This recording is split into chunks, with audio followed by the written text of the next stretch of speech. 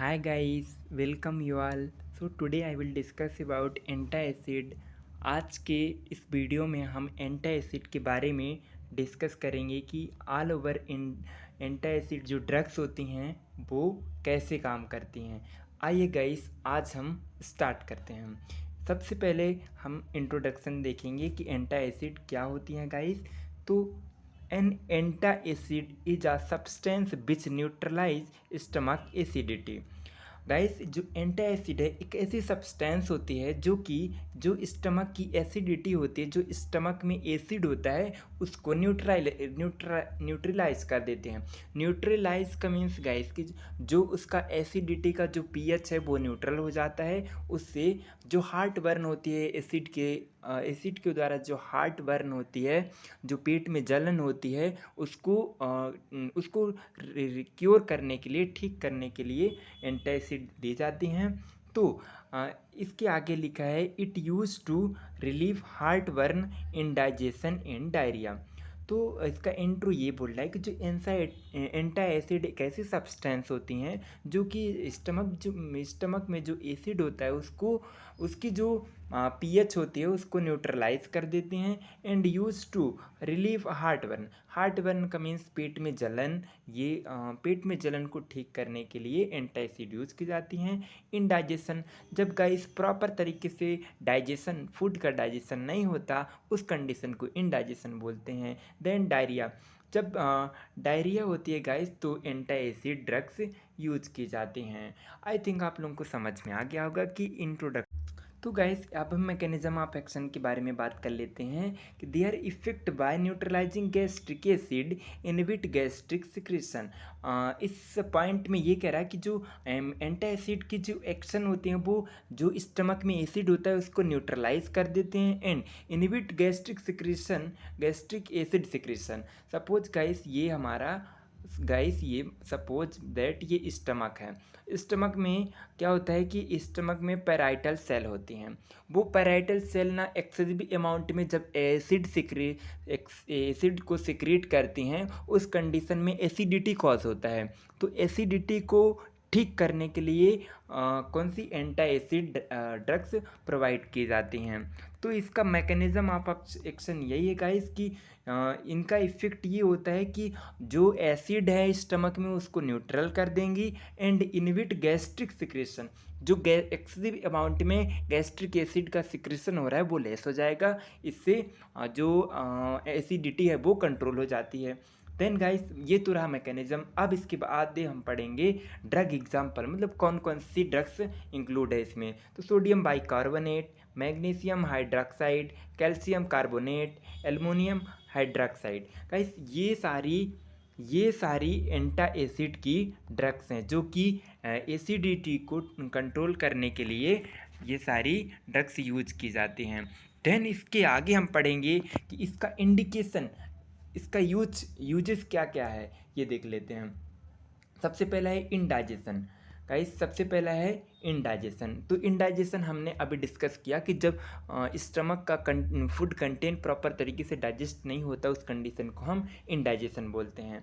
Then pain and burning with peptic ulcer, जब abdominal pain होता है या पेट में जलन होती है उस कंडीशन में पेंटाप्रेजोल या फिर रेनिटिडिन, एंटाएसिड, ये सारी ड्रग्स यूज की जाती हैं। देन एक यहाँ पे पेप्टिक अल्सर आप लोगों को दिख रहा होगा। पेप्टिक अल्सर मीन्स ये कि जब ड्यूडिनल में, सपोज गाइस ये ड्यूडिनल इंटेस्टाइन, जो इंटेस्टाइन की जो ड्यूडिनल पार्ट होती है वहाँ पे अल्सर हो जाना, उस अल्सर हो जाने के पार्ट को ड्यूडिनल अल्सर बोलते हैं गाइस। देन रिफ्लक्स डिजीज, जो रिफ्लक्स डिसीज़ आप लोगों को हम बताना चाहेंगे गाइस कि सपोज दैट ये स्टमक है। गाइस, सपोज ये स्टमक है। अब स्टमक में आप लोगों को बताया कि ये कार्डियक स्पिंचर हो गया और ये पाइलोरिक स्पिंचर हो गया। अब किसी भी रीजन से ये जो कार्डियक स्पिंचर है वो प्रॉपर तरीके से फंक्शन नहीं करता। तो यहाँ पे जो एसिड है वो एसिड गाइस ऊपर की तरफ रिफ्लेक्स होगी, मतलब स्टमक टू ईसोफेगस। जब स्टमक से ईसोफेगस में जब एसिड HCl, हाइड्रोक्लोरिक एसिड जो HCl है वो स्टमक से ईसोफेगस में जाता है उस कंडीशन को रिफ्लेक्स डिजीज बोलते हैं। तो जब किसी पेशेंट को रिफ्लक्स डिजीज़ होता है गाइस, उस पेशेंट को एंटासिड दी जाती हैं। आई थिंक आप लोगों को समझ में आ गया हो गया। देन हमारा लास्ट वाला जो इंडिकेशन है वो है ईसोफेजाइटिस। गाइस ये जो फूड पाइप है, सपोज ये फूड, ये स्टमक, ये ईसोफेगस, ये स्टमक। तो जब ये जो ईसोफेगस है इसमें इन्फ्लामेशन आ जाती है, इस कंडीशन को ईसोफेजाइटिस बोलते हैं।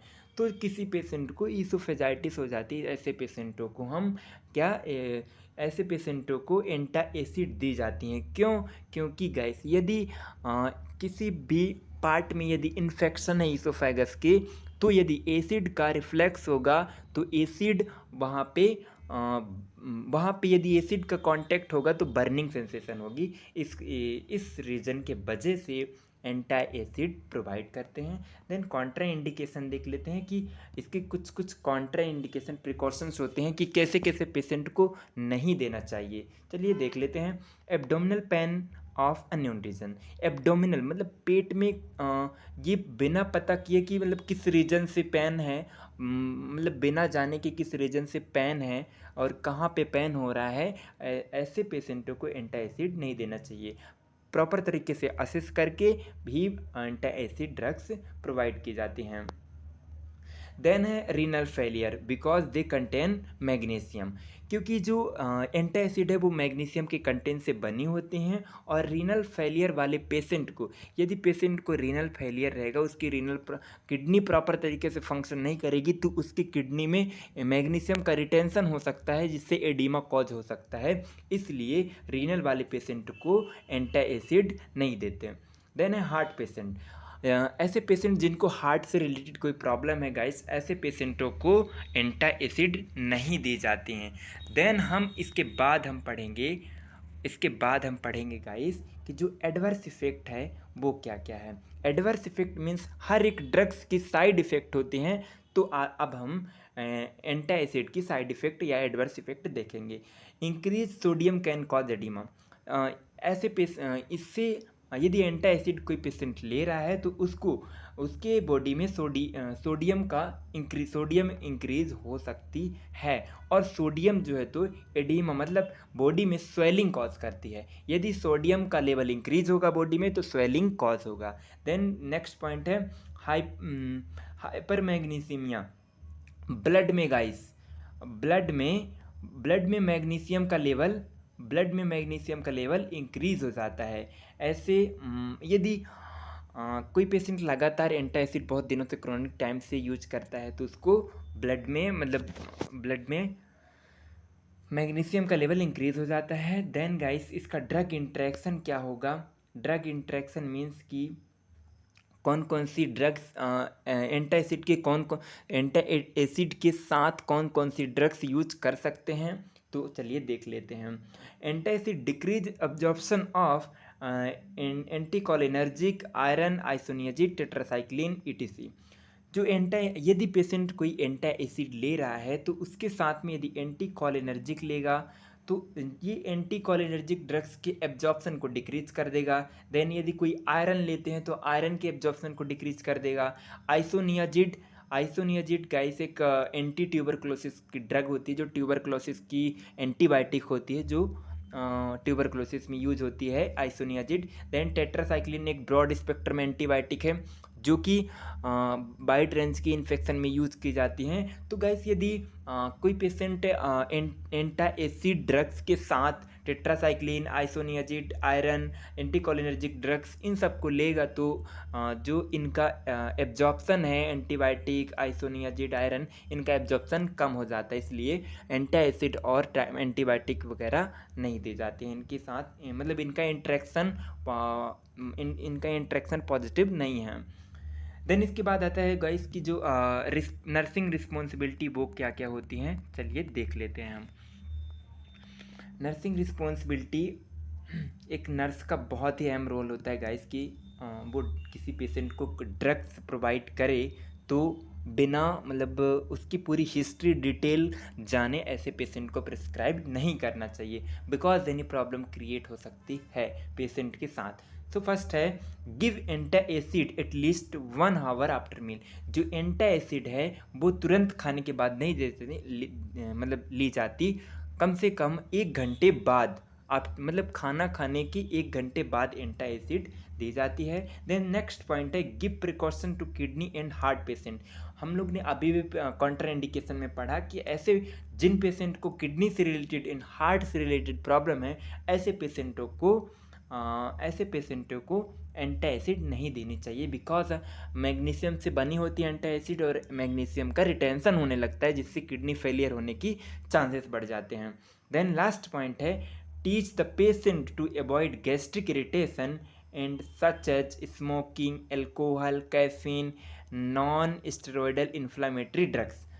गाइस ऐसे पेशेंट को टीच करेंगे, बताएंगे कि ऐसे जिससे तुमको इरिटेंट कंटेन होते हो उसको तुमको इनटेक नहीं करना है। सपोज कि उसको स्मोकिंग नहीं करना है, अल्कोहल नहीं लेना है, कैफीन नहीं लेना, इनटेक करना है, और नॉन स्टेरॉयडल जो एंटी इन्फ्लामेटरी ड्रग्स होते हैं गाइस, जो एनाल्जेसिक ड्रग्स है, मतलब हर कंडीशन पे एनाल्जेसिक यूज करना रॉन्ग माना जाता है, क्योंकि वो ना यदि हर कंडीशन पे एनाल्जेसिक ले इनटेक करता है पेशेंट, तो पेशेंट को अल्सर्स हो सकते हैं, इंटेस्टाइनल कोई डिजीज़ कॉज हो सकती है, इसलिए ज़्यादातर यूज नहीं करना चाहिए।